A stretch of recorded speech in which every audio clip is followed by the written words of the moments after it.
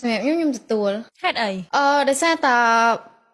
តែខ្លះគាត់អាចនឹងសាវ៉ាជាមួយនឹងអ្នកមុនឬមួយក៏មានគេមកសឹបប្រាប់យើងថាអូម្នាក់នឹងសាវ៉ាកុំយកវាកុំយកព្រោះអីវាបោកមិត្តភក្តិនេះឬមួយកញ្ចេះចឹងទៅខ្ញុំចូលចិត្តភ្លក់អីដែលខ្លួនឯងបងខ្ញុំអត់ចូលចិត្តស្ដាប់សម្ដីណាគេដែលគេមកប្រាប់ខ្ញុំមកភ្លុំតិចខ្ញុំបានទេ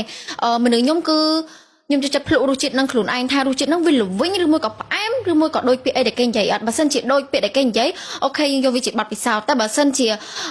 អត់ដូចអីដែលគេនិយាយអញ្ចឹងវាដូចជាការដែលយើងជឿជាក់នៅលើខ្លួនឯងព្រោះអីដោយសារតែខ្ញុំជឿធ្វើតាមបេះដូងខ្លួនឯងហើយបើសិនជាមនុស្សនឹងចរិតអញ្ចឹងមែនខ្ញុំជឿថាខ្ញុំអាចមានសមត្ថភាពកែគាត់បានបើខ្ញុំអត់ទទួលទេដោយសារតាខ្ញុំធ្លាប់ឆ្លងកាត់វា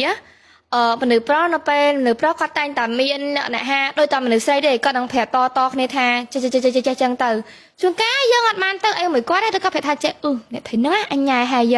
វាចឹងខ្ញុំផ្លែថានៅពេលដែលខ្ញុំតាក់តងគាត់ប្រាប់ថាចេះអ្នកស្រីហ្នឹងអញញ៉ែហើយអូអញញ៉ែហើយអញទៅដេតមួយគេទៀតវាចឹងណាចឹងវាតែតែមានអាពាក្យហ្នឹងមកចឹងអ្នកក្រោយមកគាត់ថាស្រីហ្នឹងអត់ល្អទេក្អែកមួយក្អែកដាក់ពេលខ្លះគេធ្វើត្រឹមចាប់ដៃឯនោះដល់លើខេវាចឹងហ៎ខ្លះចឹងហើយខ្ញុំខ្លាចអាពាក្យហ្នឹង